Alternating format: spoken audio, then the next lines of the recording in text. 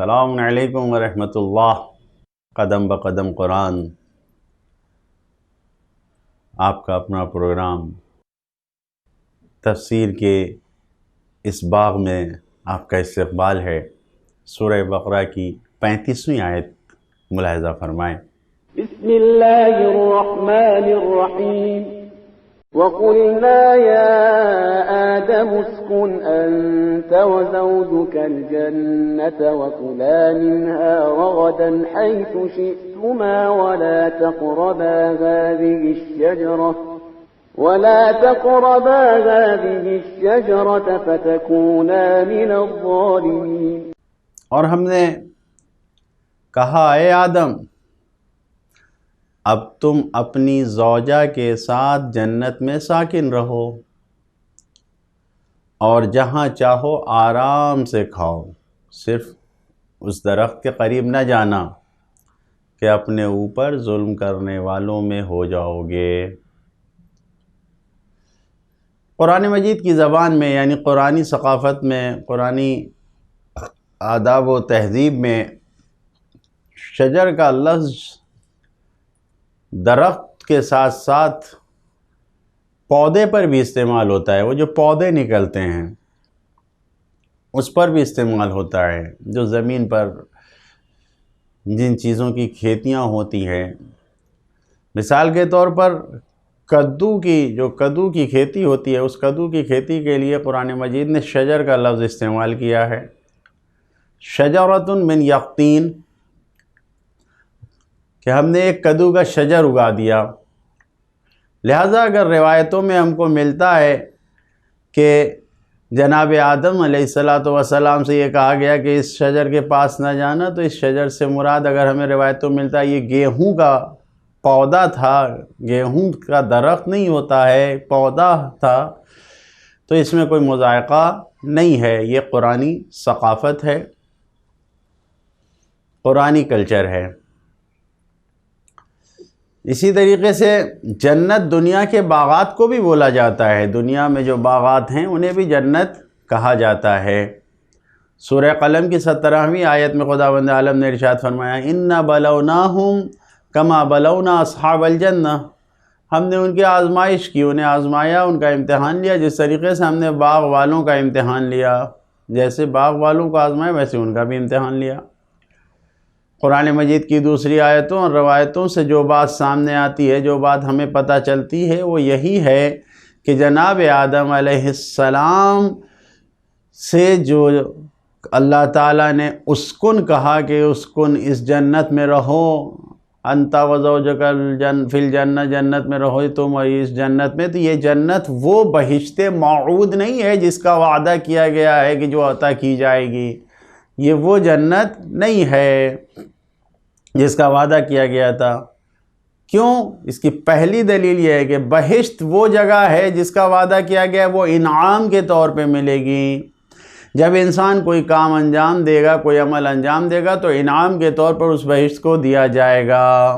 اللہ تعالیٰ نے خود اعلان کیا، ام حسبتم ان تدخلوا الجنہ، کیا تمہارا خیال ہے کہ تم جنت میں داخل ہو جاؤ؟ وَلَمَّا يَعْلَمِ اللَّهُ الَّذِينَ جَاهَدُوا مِنْكُمْ، اور خدا اس بات کو جانتا نہیں ہے، یعنی وہ سمجھ نہیں سکے، جان نہیں پائے گا تم نے کچھ کوشش بھی کیا یا نہیں۔ یعنی تم یہ سوچ رہے ہو، تمہارا خیال یہ ہے کہ بغیر کسی عمل کے جنت میں چلے جاؤ گے؟ ہرگز نہیں۔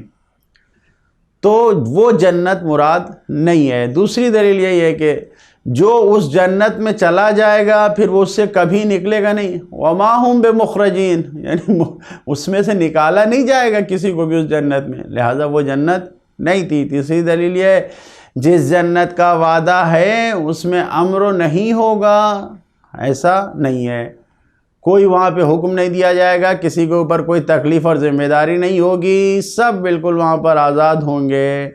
خود جناب آدم علیہ السلام کو اس جنت میں کھانے سے روکا گیا، منع کیا گیا کہ دیکھو اس درخت کے قریب نہ جانا۔ اور اس کے علاوہ اہل بیت اطہار علیہ السلام نے بھی یہ بات بیان کی ہے کہ جس جنت کی گفتگو ہو رہی ہے اس جنت میں آدم علیہ السلام نہیں تھے، جس جنت کا وعدہ کیا گیا ہے وہ جنت نہیں تھی۔ اور یہ بھی توجہ ضروری ہے کہ جو آدم علیہ السلام کو روکا گیا یہ نہیں یہ تکلیفی نہیں تھی، یعنی حرام کام نہیں تھا کہ جس سے روکا گیا ہو، جس سے کوئی گناہ سامنے آئے، بلکہ یہ ایک قسم کی سفارش تھی، نصیحت تھی، رہنمائی تھی جناب آدم کو، دیکھو اس طرف نہیں جاؤ گے تو اچھا ہوگا، یہ کام نہیں کرو گے تو اچھا ہوگا، یہ گناہ نہیں تھا۔ لہذا اس آیت میں جو پیغامات ہیں ان کو ہمیں دیکھنا چاہیے، جو پیغامات مل رہے ہیں اس کو ہمیں غور سے سوچنا چاہیے اس کے بارے میں۔ یہاں پر جو مسکن کی گفتگو کی گئی ہے، مسکن یعنی سکونت کا ٹھکانہ، تو سکونت میں، مسکن میں آدمی بیوی کہاں رہے؟ تو جناب آدم علیہ السلام سے کہا گیا ہے اسکن انتا و زوجک الجنہ، تم اور تمہاری بیوی جنت میں رہو۔ تمام باتوں کو خداوند عالم نے یہاں پر جتنی باتیں کہی ہے دونوں سے کہی ہے، آدم و حوا سے کہی ہے، ہر جگہ تم دونوں قریب نہ جانا، تم دونوں نہ کھانا، تم دونوں، لیکن اس جگہ پر صرف جناب آدم سے ڈائریکٹ خطاب ہے۔ تو معلوم یہ ہوا اہم پیغام کہ بیوی کو ہمیشہ شوہر کے ساتھ رہنا ہے، جہاں شوہر رکھے گا وہیں رہنا ہے۔ اسی طریقے سے تربیت کے اصول میں جب بھی کسی کام سے کسی انسان کو روکنا ہے، کسی شے سے کسی انسان کو روکنا ہے، تو پہلے کچھ دیا جائے، پہلے کوئی راستہ بتایا جائے، پہلے کوئی چیز سامنے رکھی جائے، صحیح چیز دکھا دو، صحیح راستہ بتا دو، اب اس کے بعد پھر صحیح راستہ دکھا دیا ہے جب، تب پھر دوسری چیزوں سے روکو، منع کرو۔ یہ تربیتی اصول ہے۔ یہاں پہلے کہہ دیا گیا، جناب آدم کو بتا دیا گیا کہ جہاں سے چاہو کھاؤ، کلا منہا، جہاں سے چاہو کھاؤ۔ پھر اس کے بعد کہا گیا ولا تقربا، اس کے قریب نہ جانا۔ یہ ایک تربیتی اصول ہے۔ تیسرا پیغام اس آیت میں یہی ہے، گناہ سے نزدیک ہونا یا خود گناہ کر بیٹھنا، دونوں صورتیں برابر ہیں، یعنی انسان گناہ کے قریب جائے یا خود گناہ کر بیٹھے، دونوں چیزیں عذاب کے اعتبار سے، آثار کے اعتبار سے برابر ہیں۔ لا تقربا فتکونا، یہ آیتیں، یہ الفاظ بتا رہے ہیں۔ چوتھا پیغام یہی ہے کہ اللہ کی رہنمائی اور جو بھی اس کی ہدایت ہے اس کے خلاف ورزی کرنا، اگر انسان خلاف ورزی کرتا ہے تو یہ اپنے آپ پر ظلم کرتا ہے۔ فَتَكُونَ مِنَ الظَّالِمِينَ، یعنی یہ قرآن کی آیت کہہ رہی ہے جناب آدم علیہ السلام، جناب حوا علیہ السلام، یہ دونوں توبہ کرتے وقت بھی ان دونوں نے کہا ظلمنا انفسنا، ہم نے یعنی ہم دونوں نے اپنے آپ پر ظلم کیا ہے۔ اب یہ ظلم کرنا یہ کون سی گفتگو ہے؟ یہ عصمت انبیاء علیہ السلام کے خلاف ہے۔ انبیاء گناہ نہیں کرتے، ظلم گناہ ہے، ظلم نہیں کرتے۔ اس ظلم سے مراد وہی ترک اولا ہے کہ جو کرنا چاہیے تھا، جو بہتر تھا نہ کریں اسے کر بیٹھے، یہ حرام نہیں ہے، یہ حرام کام نہیں کیا تھا۔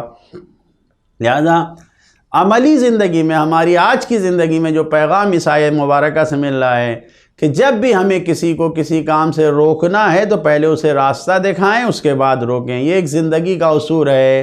اگر انسان اس اصول یعنی اس بنیادی اصل پر عمل کرے گا تو ہمیشہ کامیاب رہے گا اور دوسروں کو بھی کامیاب بنائے گا۔ اللہ تعالیٰ سے دعا کرتے ہیں کہ ہم سب کو فائزین، کامیاب لوگوں میں قرار دے۔ والسلام علیکم ورحمۃ اللہ وبرکاتہ۔